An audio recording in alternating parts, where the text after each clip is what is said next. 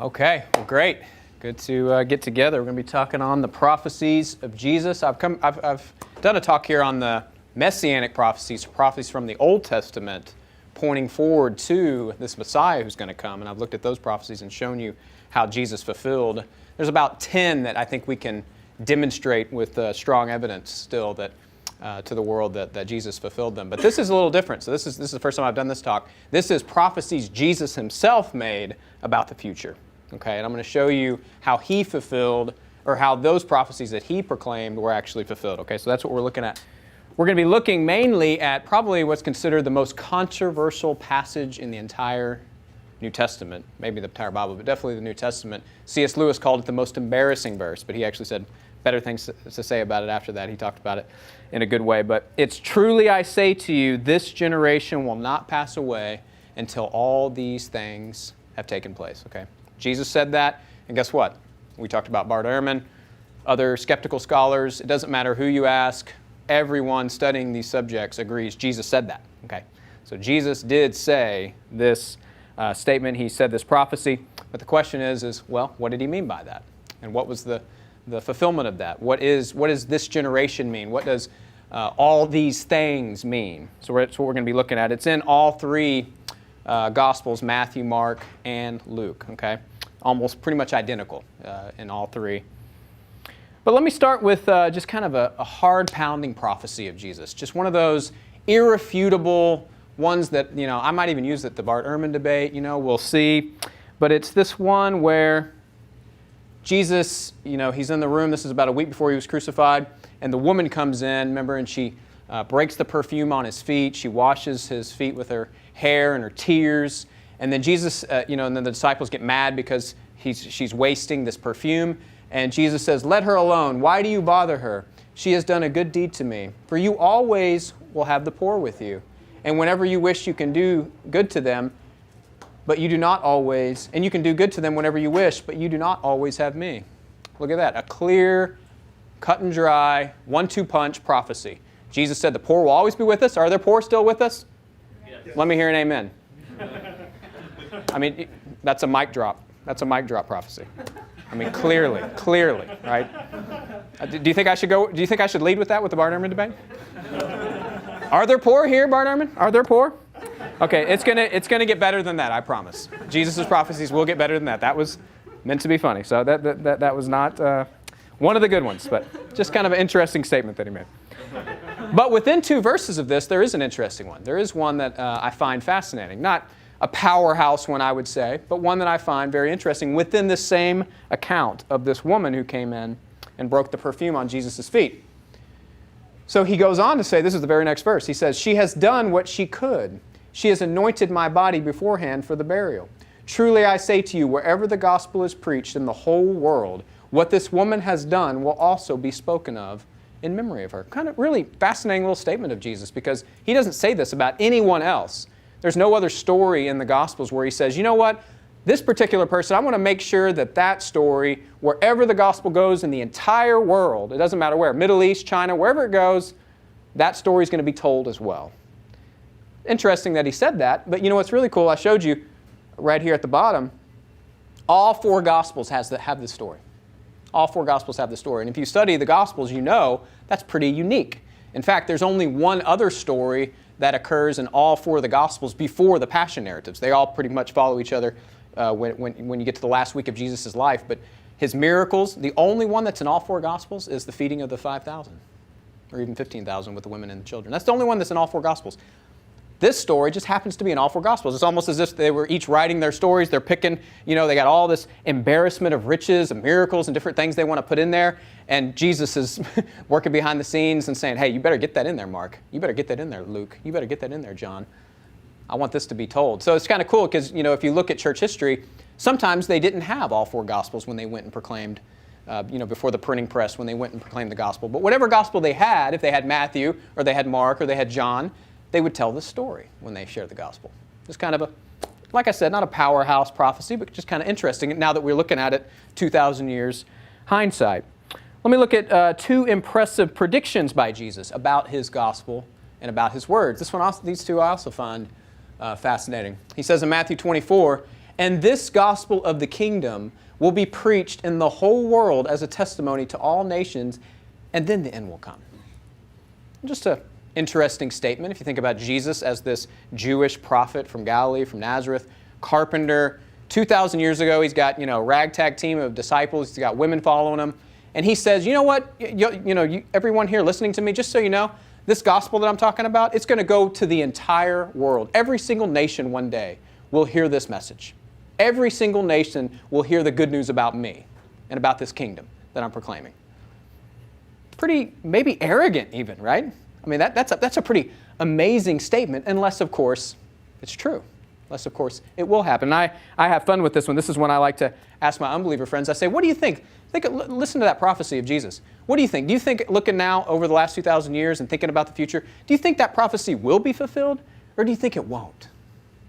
What do y'all think? Do you think ultimately all nations will hear about Jesus, like he said they would? Or do you think it won't? I'm going to bet that they will. I'm going to bet that they will. I'm going to bet that thing is going to be fulfilled. And I think we've given all the evidence that it will be fulfilled, and pretty amazing. Almost half of the 7 billion people on the planet today, of course, worship him as Lord. But the second one's very similar. Look what he says here. Heaven and earth will pass away, but my words will never pass away. My words will never pass away. Pretty incredible. Kind of a similar question you can ask, maybe skeptical and unbeliever friends. What do you think? Do you think Jesus' words will ever pass away? Will there ever be a time where people in the world just don't really care what Jesus says anymore? Will there ever be a time like that? I mean, I think that the estimates are over 10,000 gods that have been worshipped in human history. Just think about how many gods and and all their words that have just been obliterated to the past, that have just been completely forgotten. Those words are not even thought of anymore, right? I mean, sometimes Marvel movies will bring up Thor's words, and so we think about Thor for a little bit. But overall, most of the gods you just don't think about anymore, right? They're just forgotten. But Jesus' words are still the nightly conversation. We have these awful documentaries on CNN that are going on right now, talking about the Shroud of Turin and stuff. I mean, all the things you could talk about Jesus. You can talk about the Shroud of Turin? God. You don't have people come and speak on that, right? The Shroud of Turin. No. Bad. Not good. We got so much good stuff. Let's not talk about the Shroud of Turin. But just think about this in comparison to other ancient figures. This is really a legitimate question I have. I would like people to do the research on this and see, because I have yet to see, of all my studies of the ancient world and different figures, modern or ancient, someone who talks like this. Has anyone ever in the ancient world said, you know what I'm saying right now will never pass away? My words will always be spoken in this world forever. Did Socrates say, my philosophical viewpoints, they're going to be spoken of in all the generations, in every nation. They're always going to be talking about my philosophical viewpoints. They're always going to be talking about the way Socrates argued. Did he say that? Did Shakespeare say, my plays will always be read? My plays will be read for till the end of time, even after the heat death of the universe. My plays will still be read. Doesn't matter how many billions of years you look in the future, my plays will be read. That's what Jesus is saying about his words. He's saying, even if we have the heat death of the universe, my words will still prevail. They will continue. Pretty amazing statement, right? And I'm just fascinated by this combination. Not many people have talked about this, but there's this combination of Jesus's high claims like this, right? Almost seemingly arrogant claims. And at the same time, we know Jesus as the most humble human being who ever lived. He washed the disciples' feet, right? He loved the poor and the downtrodden. Humble and yet high claims. Where do you find, again, where is there a parallel to this in the ancient world? Even in fiction, even in literary characters. Can you think of a parallel to this? And if you're not following me, John Stott says it well. Look what he says here. He's one of the few people who's explored this. Is this not unique in the history of the world? There have been lots of arrogant people, but they have all behaved like it. There have also been humble people, and they have not made great claims for themselves. It is the combination of egocentricity and humility that is so startling. The egocentricity of his teaching and the humility of his behavior. You ever thought about that? How is it that we think of Jesus so humble, and yet he claimed to be God? How did those go together? And where do you find a parallel like that? Go back to Socrates. Socrates didn't claim that he was the wisest man on earth. In fact, he said the opposite. And that's why he was considered the wisest man on earth, right? He didn't make great claims for himself, but we think of him as humble. Hitler, we think of as crazy arrogant. Stalin, arrogant, not humble, right? So you just think about all the characters, even in fiction, and I don't know of anyone like that. This is something that I think needs to be explored. Well, anyway, so let's get to Jesus' most famous prophecy and spend time on that. That's the main thing y'all came for, right? This is the great saying. So Jesus said, "Truly I say to you, this generation will not pass away until all these things take place." And this is the three places they show up in what's known as the Olivet Discourse, or the eschatological discourse, where Jesus is speaking about maybe the end times. We're gonna look into that, and I'm going to show you a different perspective. But there's mainly three primary. There's so many different interpretations, but these kind of are good umbrellas of all the different interpretations of this verse and how we should understand what Jesus meant by this. Okay. The first one is basically, and I'm just giving it to you in a sentence so you kind of grasp before we look at them in more detail. It's basically saying that Jesus, being an apocalyptic Jewish prophet of the first century, he predicted the end of the world in his own generation, in his own time. It would happen then, right? And he was just wrong, okay? So he predicted the end of the world, and he was wrong. This is what some scholars, even today, but going back to Albert Schweitzer, he'd been the first top scholar that argued this, okay? The second one is Jesus predicted the end of the world, so just like the first, he did predict the end of the world or his second coming, which is one and the same. So the second one takes this generation as a different generation, really the last generation before the end of the world or before the second coming of Christ, okay? That's the second one. The third one says, and this is the one I'm going to be demonstrating and trying to show you that I think this is the correct interpretation. Jesus predicted not the end of the space-time universe when we think of the end of the world, okay? He predicted the end of the current world order in salvation history, which was basically the end of this age of Israel, okay? It was the climactic end of this time of Israel, symbolized by the temple and Jerusalem. And so he basically was talking about within a generation, this temple, Jerusalem, will be destroyed. A new order is coming. The kingdom is coming, and it's replacing. There's a new temple, and it's going to replace the old temple. Okay? So the old is giving way to the new. The kingdom of God is at hand, and the old is giving way to the new. That's the third one, and that's what I'm going to be seeking to demonstrate, and I've become convinced that that's what Jesus means here. Let's look at the first one for a second. Like I said, probably the most famous and still influential interpretation, the one who first did the first one, that Jesus was just wrong, would be Albert Schweitzer, who said that according to this saying and others like it, Jesus was an apocalyptic prophet, which means he believed that God would intervene in his lifetime to usher in the kingdom. But what he said kind of uniquely, he said Jesus felt like it wasn't happening fast enough. It wasn't happening, and so he had to kind of force God's hand. And the way he tried to force God's hand was martyrdom, was the cross. Okay? And that's what he did, and then he ended up he died, and the kingdom just didn't come, so he was wrong. He was a failed prophet, okay? And so not everybody follows Schweitzer exactly like that, but some modern scholars like Dale Allison and even Bart Ehrman would follow that kind of framework, that he was an apocalyptic prophet that predicted the end of the world, and he just was wrong, okay? And there were many like this, of course, modern day and ancient, who have done things like this, who made predictions and, of course, have been wrong. We know them all too many. But this is the great line. I wanted to give you this quote from Schweitzer. Even though he was wrong about Jesus, he said some great stuff. I mean, he had some good words. And this is how he describes this. This is kind of powerful. He says, "There is silence all around. The Baptist appears and cries, 'Repent, for the kingdom of heaven is at hand.' Soon after that comes Jesus, and in the knowledge that he is the coming Son of Man, lays hold of the wheel of the world to set it moving on that last revolution, which is to bring all ordinary history to a close. It refuses to turn, and he throws himself upon it. Then it does turn, and it crushes him. Instead of bringing in the eschatological conditions, he has destroyed them. The wheel rolls onward, and the mangled body of the one immeasurably great man, who was strong enough to think of himself as the spiritual ruler of mankind and to bend history to his purpose, is hanging upon it still. That is his victory and his reign." You know, that's completely wrong, but man, that's good stuff. That's really good. I like that. I mean, that's just so wrong, but man, you can be wrong well. Man, that's a good one. That's a good way to be wrong. I like that.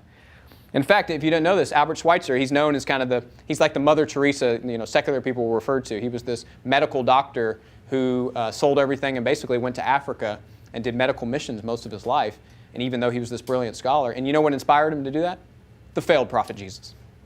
So even though he considered Jesus to be a failed prophet, he said it was Jesus who inspired him to go and be a medical missionary to Africa. So who knows? Fun stuff with Albert Schweitzer. But so like I said, many scholars have followed Schweitzer, like Bart Ehrman, saying Jesus was just another failed apocalyptic prophet. But let's look at the second. The second one would follow probably most believing conservative New Testament scholars today and pastors. Most people would follow in some way this line of interpretation, the second one. They would take the Jesus of prophecy like Schweitzer, speaking of the end time, speaking of end time events that's going to precede the end. But the difference is this generation no longer is Jesus' contemporaries. This generation is a future generation that's to come. And then even within this view, there's all these different ways people take this generation. There's a billion different ways. But the most prominent one, closest to reasonable one, would be this generation means the last generation, the last generation that precedes the end of the world. Okay, that's how most of them would take it. Now, the most fatal problem with that view is that this generation is used almost 20 times in Matthew, Mark, and Luke, always on the lips of Jesus. And guess what it means in every single instance except those three debatable ones?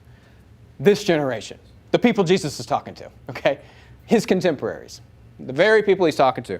In fact, here's all those like about 20 verses. To just give you a sample, so this is where he uses it multiple times and within 3 verses. This is Luke chapter 11. It says, as the crowds were increasing, he began to say, this generation is a wicked generation. This generation, obviously the generation he's speaking to. It seeks for a sign, and yet no sign will be given to it, but the sign of Jonah. For just as Jonah became a sign to the Ninevites, so the Son of Man to this generation. To this generation. The queen of the south will rise up with the men of this generation at the judgment and condemn them, because she came from the ends of the earth to hear the wisdom of Solomon, and behold, something greater than Solomon is here.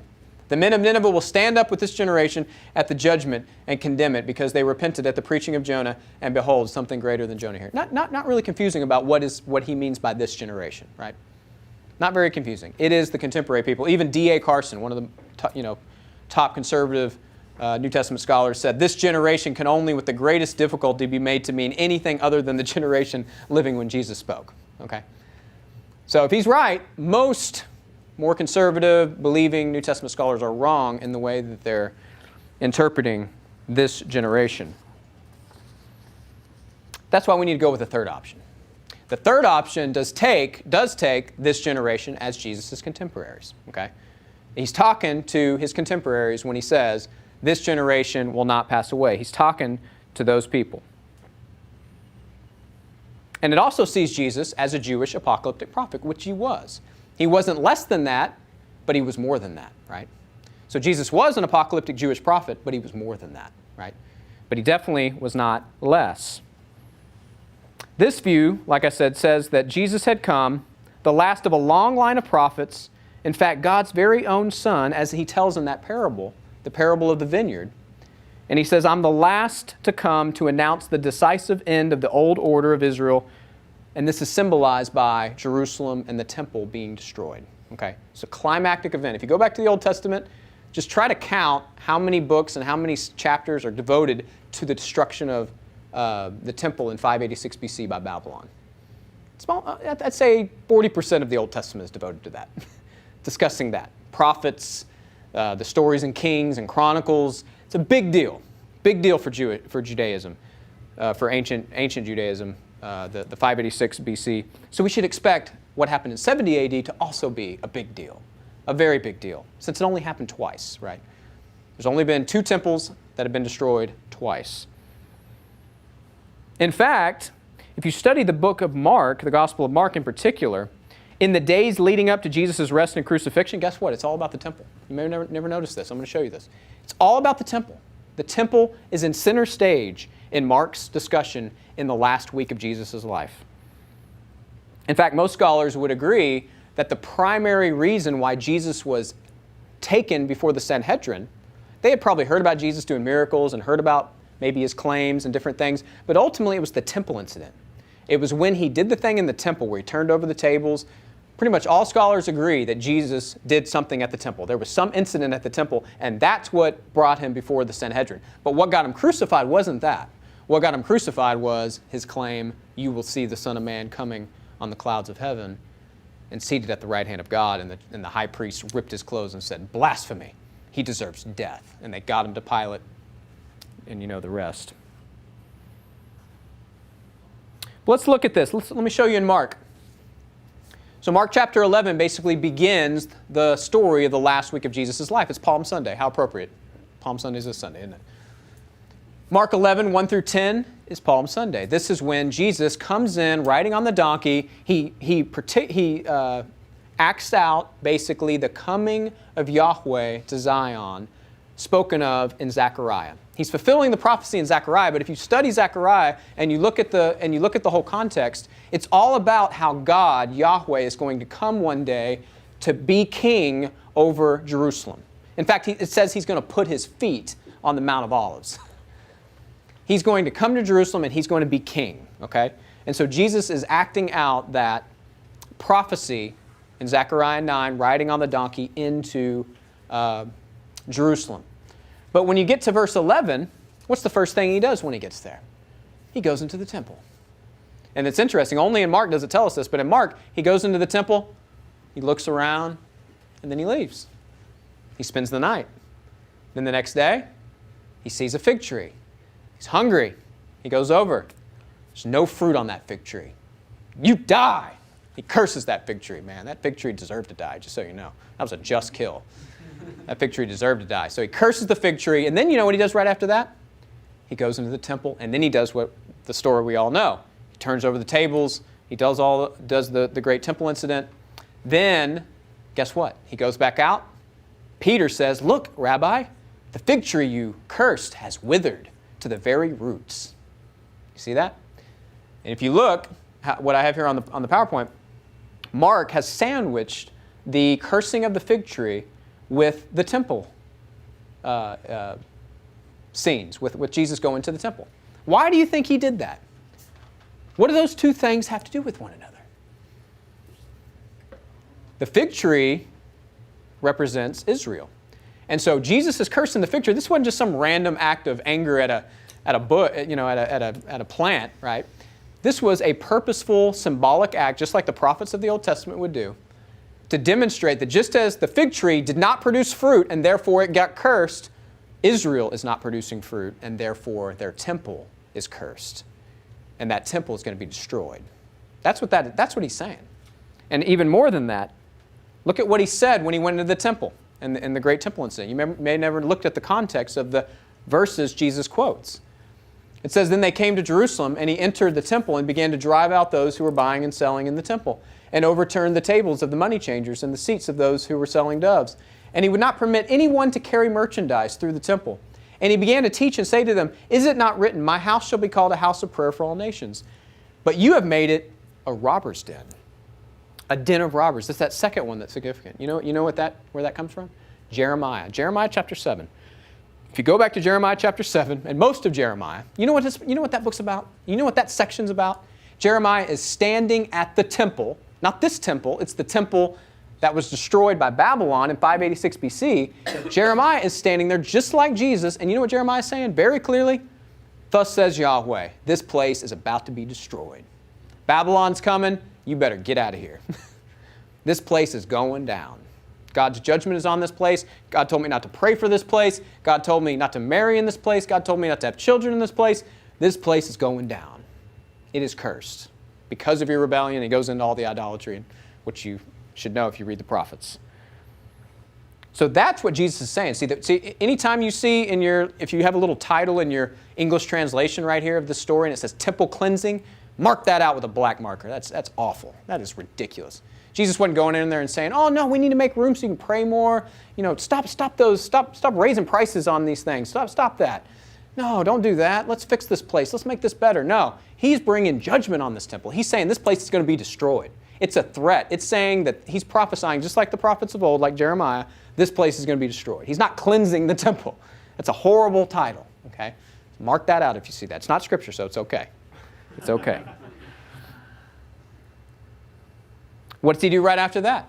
Mark chapter 12. You know what Jesus does the first chance he gets to start teaching in the context of Mark? He tells a parable. He tells a parable in Mark chapter 12 to the people in Jerusalem. You know what that parable is about? A man planted a vineyard. A man planted a vineyard, and he sent his workers out into that vineyard to produce fruit, right? To raise crops and produce fruit. And you know what he did? After a while, that owner said, you know what? I want some of that fruit. So he sent servants to those vine growers or vine dressers, and you know what happened? They beat them, or they killed some of them, or they kidnapped them, or they tortured them. They did horrible things to those servants. And then finally, you know what the owner did? He sent his son. That's what it says. He had one more to send, a beloved son. He sent him last of all to them, saying, they will respect my son. But those vine growers said to one another, this is the heir. Come, let us kill him, and the inheritance will be ours. And they took him and killed him and threw him out of the vineyard. What will the owner of the vineyard do? Jesus asked. He will come and destroy the vine growers and will give the vineyard to others. What's he talking about? Once again, the same theme. He's going to come and destroy Jerusalem, the temple, because they're not bearing fruit, and he's going to give it to others, the times of the Gentiles. Right? That's what he's talking about. That's what that parable's all about. And he's obviously that son who has come, the last of all prophets. He's the very Son of God who's come to proclaim this against Israel. N.T. Wright says, here then are the signs that the disciples are to look for. God's kingdom has come near, and God's city has rejected it. The fulfillment of the kingdom will involve the destruction of the city. All must take place within a generation, because Jesus is, after all, the last prophet. Once the vineyard owner has sent the Son, he has no other messenger left. This is the last. This is the end of the world in a way, in a salvation history sense, for Israel. And then there's one more. Well, there's Mark 13, which we're going to focus on. So in the next chapter, after Mark chapter 12, is Mark 13. What happens there? Jesus goes out to the temple, and the disciples are admiring the temple, saying, man, this place is amazing. Look at it. It was one of the wonders of the world. Josephus talks about how beautiful the buildings were and how the sun would shine on the gold. And you could still get an image of it today, because you know what stands at the temple today, right? The Dome of the Rock, the holiest site of Islam, and it's plated with gold at the top. And so if you see any picture of Jerusalem, you can't miss the Dome of the Rock. And that's the way the temple was, Herod's temple that he built, or he expanded at the time of Jesus. But they're all bragging on the temple and amazed by the temple. You know what Jesus says? This place is about to be destroyed. Not one stone will be left on this place. And they said, Rabbi, when is this going to happen? You're kidding me. The temple is going to be destroyed? When is this going to happen? This would be the biggest event you could think of for a Jew at that time. Okay? But we're not going to look at that yet. Let me show you one more. When Jesus goes to the trial at Caiaphas, what's the first charge they bring against Jesus? Look what it is. Some stood up and began to give false testimony against him, saying, we have heard him say, I will destroy this temple made with hands, and in 3 days I will build another made without hands. Now what's interesting about that is that never shows up in Matthew, Mark, or Luke. That is a statement made by false witnesses, the Gospels tell us, about something Jesus said. So whatever Jesus said, it probably wasn't exactly that, because they tell us it was a false witness. But guess what? This is another saying of Jesus that just about every scholar, even the Jesus Seminar, I have the 5 Gospels for the Jesus Seminar, and it's so funny to read, the things that they actually admit Jesus. They only think that Jesus said about 18% of what he said. Okay, this is one of those things that they think he said, right? So even the most skeptical of skeptics will agree Jesus said something about this temple is going to be destroyed and I'm going to rebuild it in 3 days, which, if you remember in the Gospel of John, he actually does say that. But what does he say? Destroy this temple and I will rebuild it in 3 days. And then John tells us what he meant was the temple of his body. So even when Jesus actually said something like this, he probably meant a real threat to the temple, but he was probably speaking in a metaphorical way because he himself was the temple of God. But most scholars agree, conservative and liberal, that Jesus said something about the temple. And maybe he even said it when he went into the temple and turned over the tables and did all that. Maybe that's when he said this exact thing. Remember, the Gospels don't give us everything he said, right? Just think about this in America. If somebody said the White House, within a generation, within 40 years, the White House is going to be destroyed, that'd be a big deal to us Americans, wouldn't it? That'd be a big deal. If you were in Mecca and they said that's going to be destroyed, or if you were in, like I said, Jerusalem, the Dome of the Rock is going to be destroyed in 40 years, that'd be a big deal, right? What if somebody said that right before they died? What if they said that a week before they died? Any big celebrities died this week or something? I'm sure somebody's died. But whoever died this week, imagine if they said, you know what, in 40 years, in 2055, the White House is going to be destroyed. We'd laugh at them and, brush it off, forget about it. And in 2055, the White House is destroyed. We might go, who was that? Who was that? Let's go back and listen to that person. Maybe they had other things to say, right? I mean, that's be a pretty big deal if you said within 40 years this place is going to be destroyed, and then it happened, right? That's exactly what Jesus did, and that's where we get in Mark 13. So let's read that. This is the key context of where he says it. The way this opens is, it says, as he was going out of the temple, one of his disciples said to him, Teacher, behold, what wonderful stones and what wonderful buildings. And Jesus said to him, Do you see these great buildings? Not one stone will be left upon another which will not be torn down.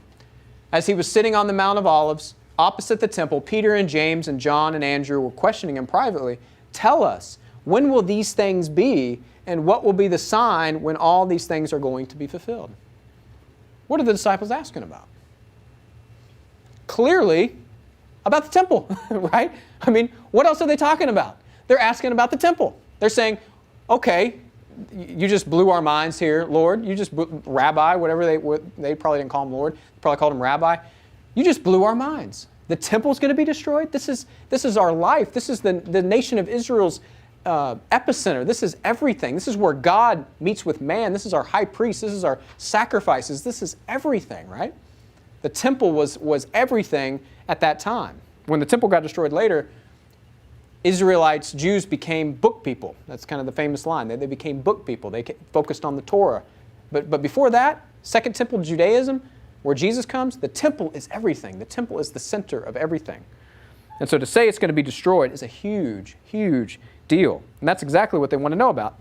N.T. Wright says it well again. He says, There was no reason either in their own background or in a single thing that Jesus had said to them up to that point for it even to occur to them that the true story of the world or of Israel or of Jesus himself might include either the end of the space-time universe or of Jesus or anyone else floating down to earth on a cloud. They had not yet even thought of his being taken from them, let alone that he might come back. Nor did they have any idea of another figure, earthly, heavenly, or something in between, who would one day come down to earth riding on a literal cloud. Had Jesus wished to introduce so strange and un-Jewish an idea to them, he would have had a very difficult task. As we often find in the Gospels, their minds were not exactly at their sharpest in picking up redefinitions, even of ideas with which they were already somewhat familiar. I mean, just think about it. They didn't even understand really that he was going to die. Remember, Jesus keeps talking about how he's going to die, and they say, what does this mean? You're going to die. You're going to be crucified. You're going to rise again from the dead. I mean, just imagine if, as Jesus was sharing that, he's like, oh yeah, and by the way, I'm going to return one day too. What? I mean, they probably would have went permanently cross-eyed, right? I mean, Jesus is trying to just get them to understand that he's going to die and he's going to rise again from the dead, right? He predicts that 3 times with them, and they don't understand it. So imagine if he was talking about his second coming. What, your second coming? What are you talking about? Right?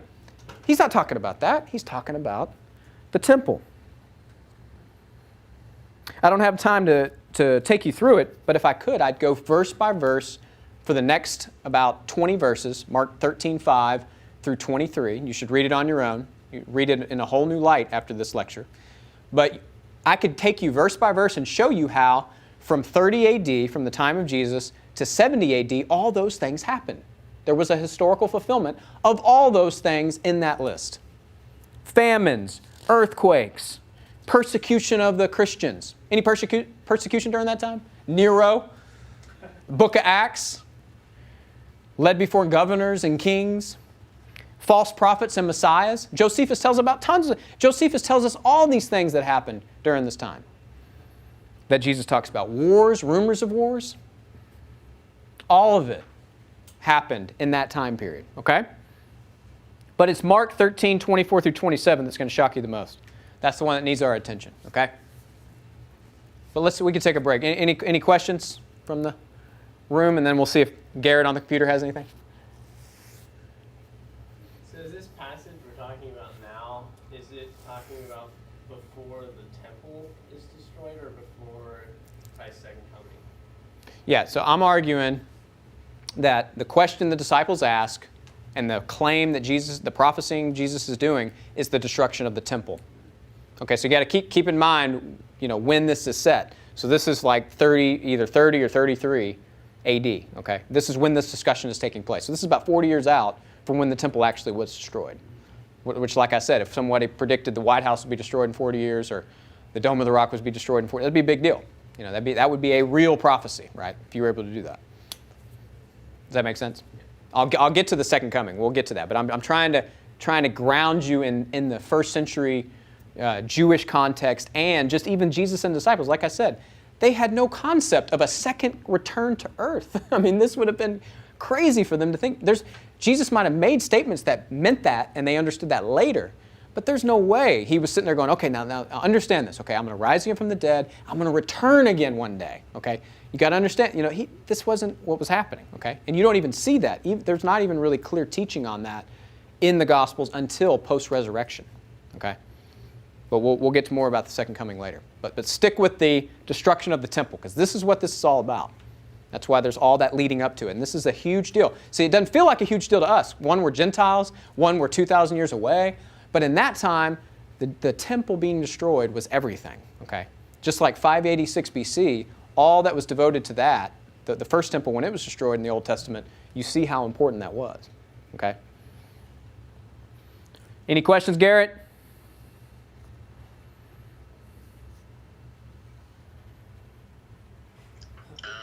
Hey. All right, we'll keep. You got something?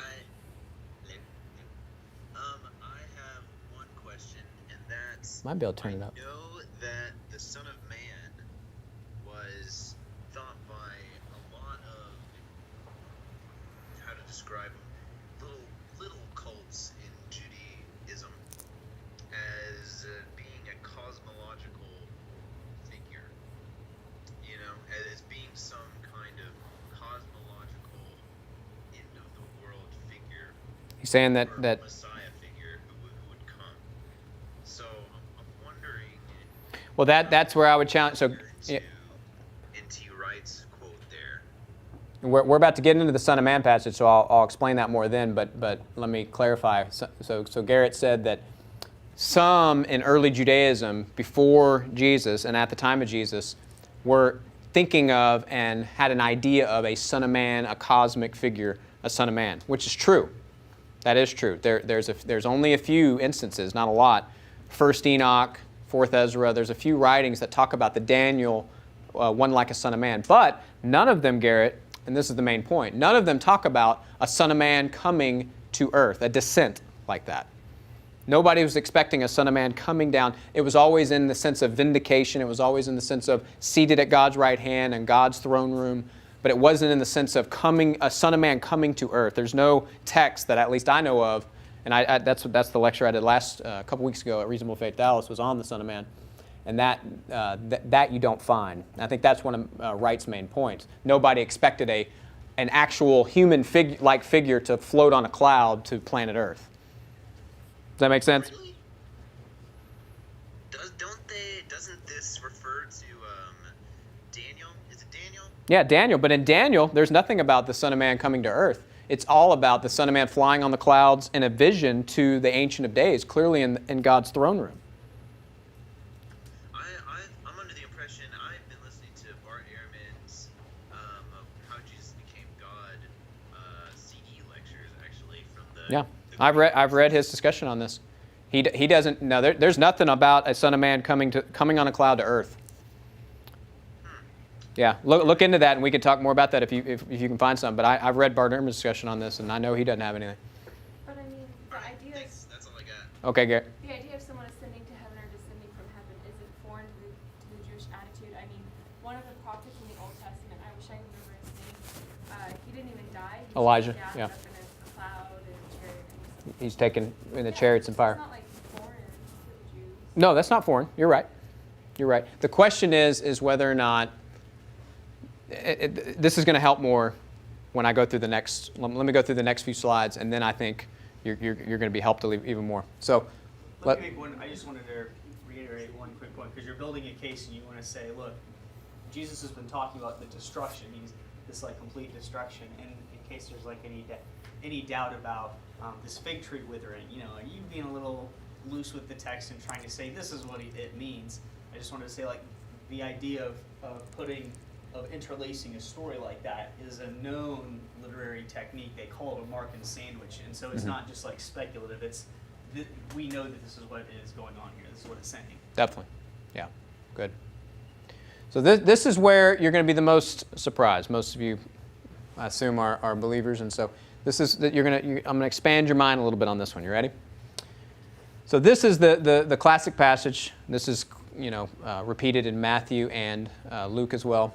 But it says, "In those days after the tribulation, the sun will be darkened, and the moon will not give its light, and the stars will be falling from heaven, and the powers that are in the heavens will be shaken. And then they will see the Son of Man coming in the clouds with great power and glory, and then he will send forth the angels and will gather together his elect from the four winds, from the farthest end of the earth to the farthest end of the heaven." So when you hear that, there's no doubt you're thinking immediately, at least Christians for sure, that's the second coming. Or anybody who's familiar with the New Testament. That's the second coming of Jesus, right? The Son of Man coming on the clouds is the second coming of Jesus.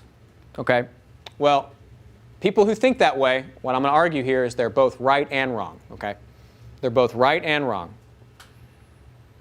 What I want to show you is that in the original Jewish context, if Jesus wanted to speak in the way that the Old Testament prophets had been speaking for really 1,000 years, okay, before him, if he was going to talk about the temple of Jerusalem and the temple and Jerusalem and this city being destroyed, he would use this exact kind of language to say that. This is exactly the kind of way he would do it, okay?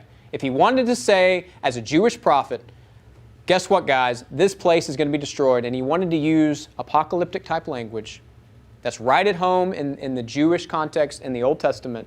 This is how he would have said it. Okay? So expand your mind a little bit about that, but I'm going to give you examples.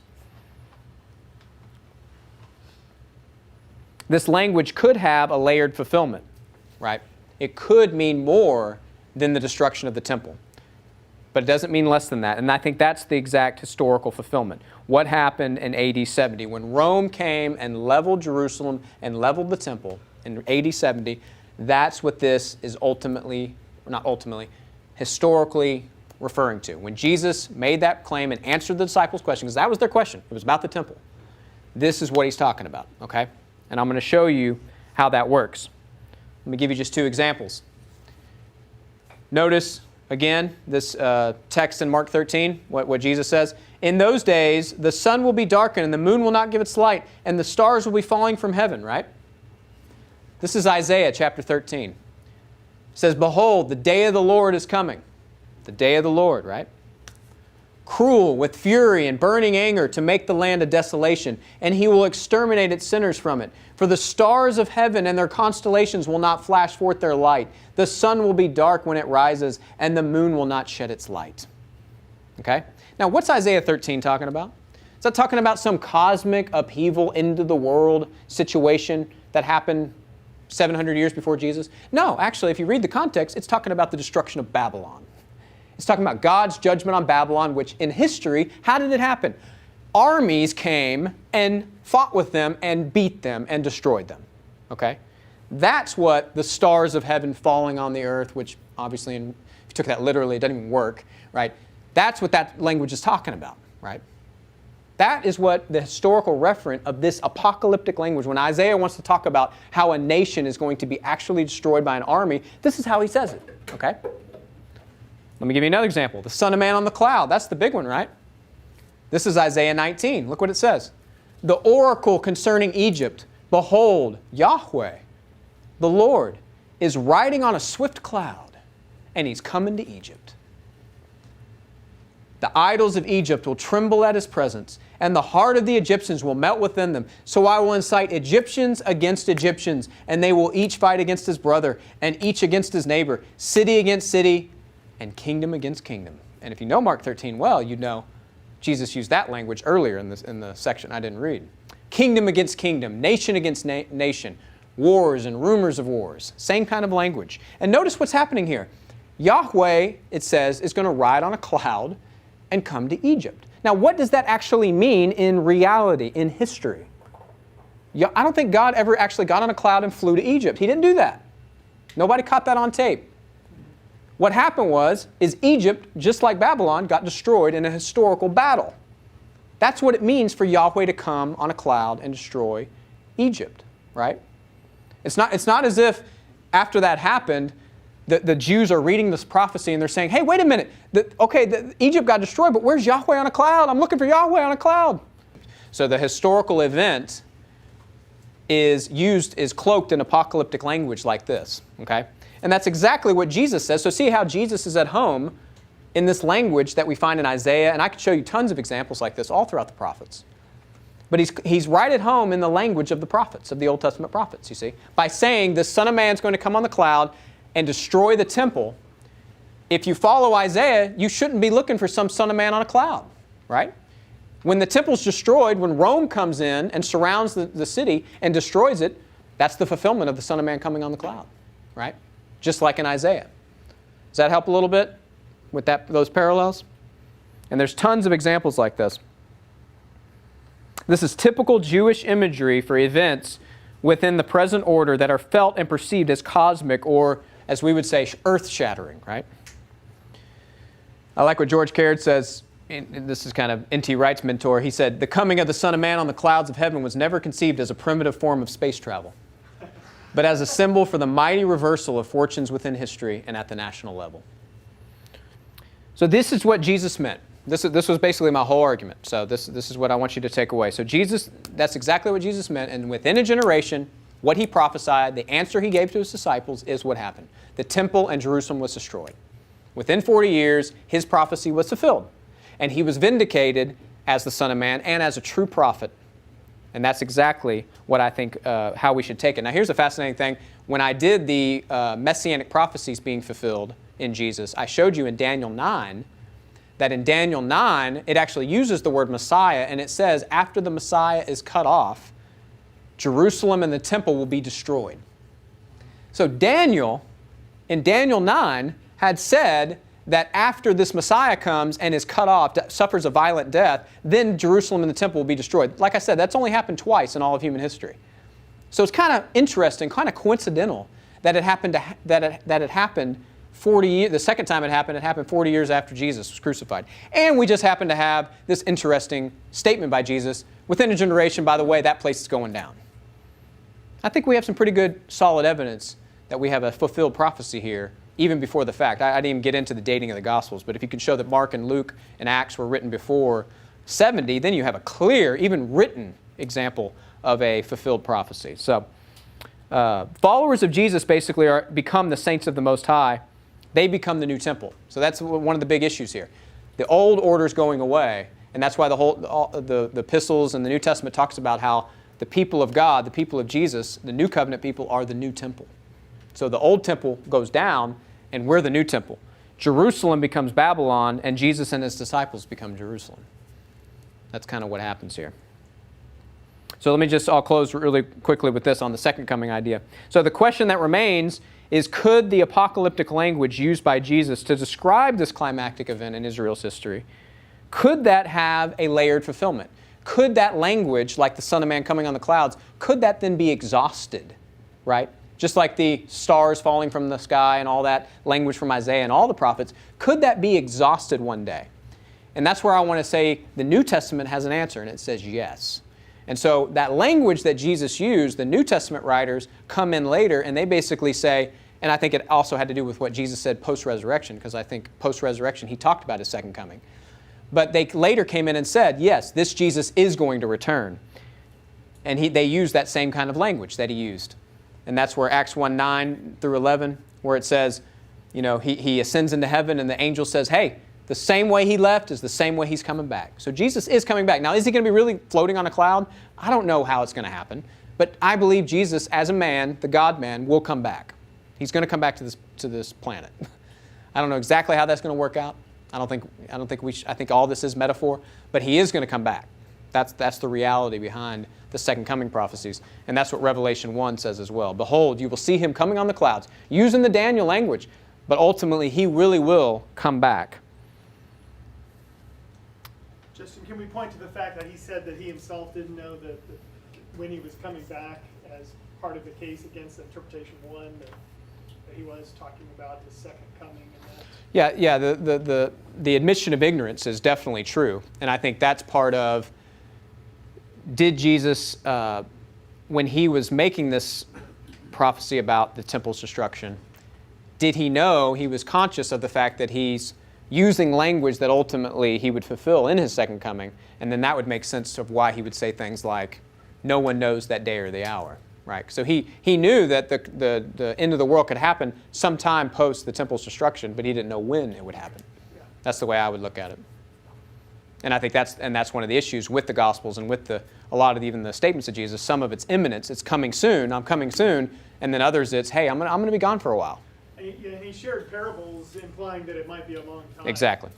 About the maiden. You got talents, you got time, and I'll be coming back. Even in Mark, you have the mustard seed. It's going to start out small, it's going to get big, it's going to go throughout the whole earth.